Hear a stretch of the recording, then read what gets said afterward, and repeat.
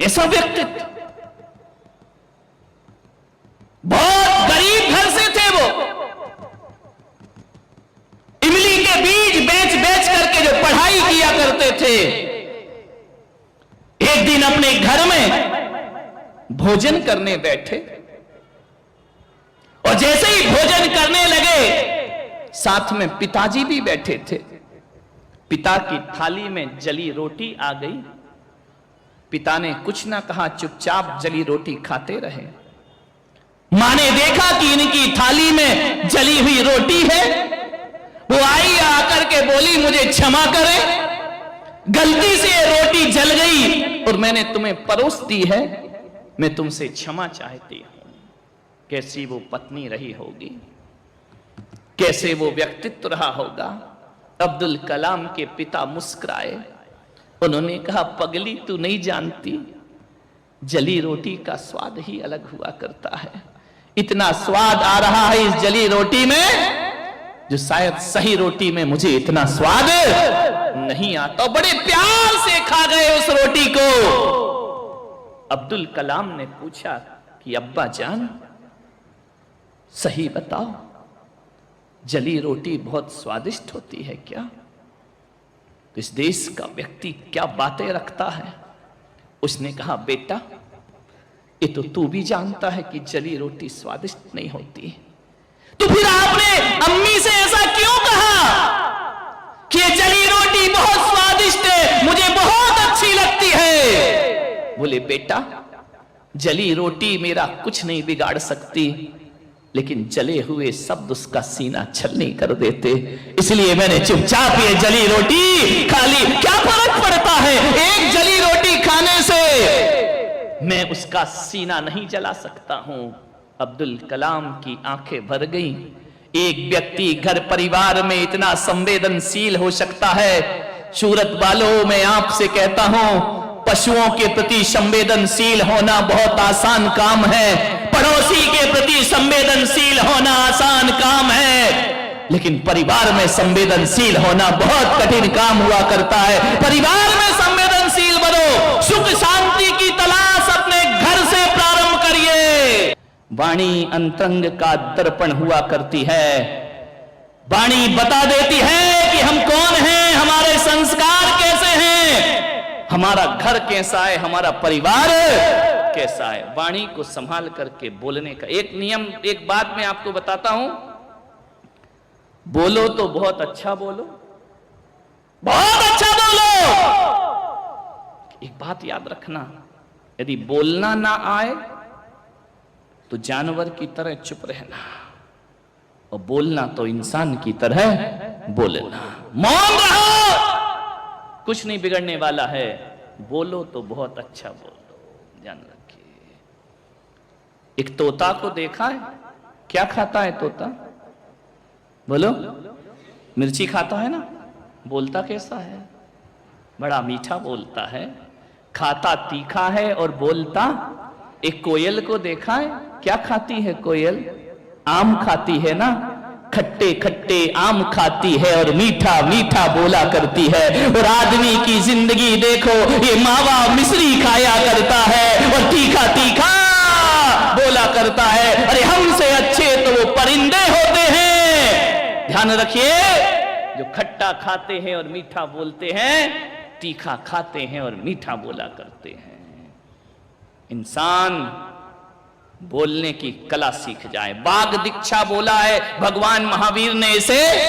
शरीर की दीक्षा आसान है, वाणी की दीक्षा कठिन हुआ करती है। वाणी की दीक्षा लीजिए, बाघ दीक्षा, भाषा समिति, वचन गुप्ती, हितमित प्रिय बोलना, ये महावीर के मुख्य धर्म हुआ करते हैं।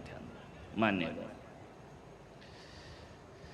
जो आदमी ईंट का जवाब पत्थर से देता है, जो आदमी गाली का जवाब गोली से देता है, मेरी नजरों में वो कभी भगवान नहीं बन सकता।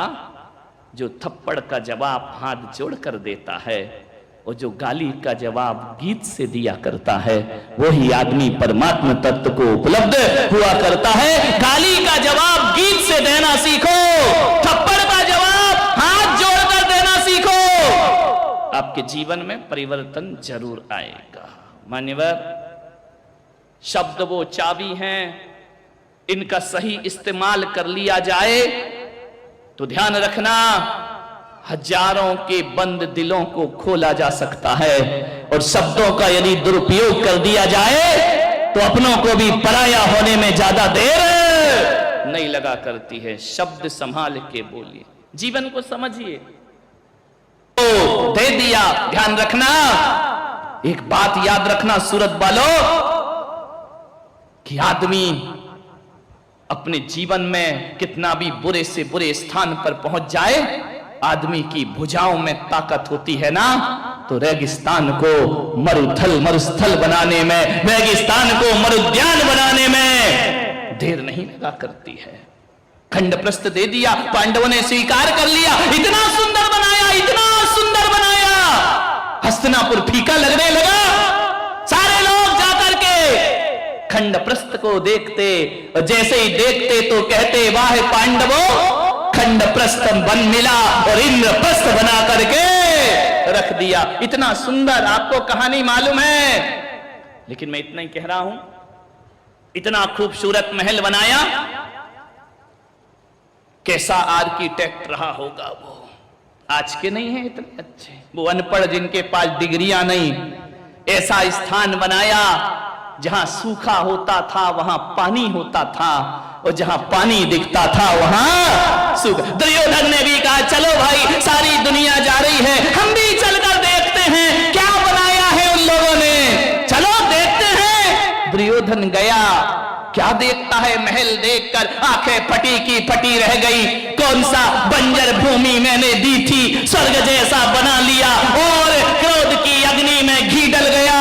दुर्योधन ने कहा ऐसा क्या किया है मायावियों ने। अंदर जाकर के देखा, जहां पानी था, धोती पकड़ के चल रहा है दुर्योधन, भीग ना जाऊं, कपड़े ना गीले हो जाए। आगे बढ़ा, जब देखा तो पानी खत्म है, और जैसे ही देखा खतरा टल गया, धोती चढ़ी, चलते जा रहा है, असावधानी हुई, पैर फिसल गया, छपाक से पानी में गिरा। झरोके से आवाज आती है अट्टहास की, एक अट्टहास किया द्रौपदी ने, अरे देवर जी गिर गए, तुम्हें पानी दिखाई नहीं दिया। दुर्योधन मत चलाओ, ज्यादा जुबान चलाओगे तो दुनिया में कोई जुबान काटने वाला भी पैदा हुआ करता है, ध्यान रखिए। मीठा मीठा बोलो।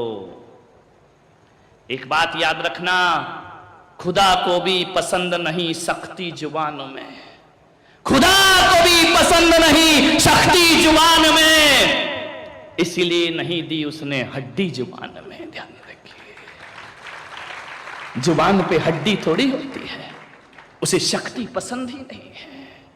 मान आपसे निवेदन, मैं वहां बैठा था, ये दो चार लड़के खड़े थे, तब तो चर्चा कर रहे थे।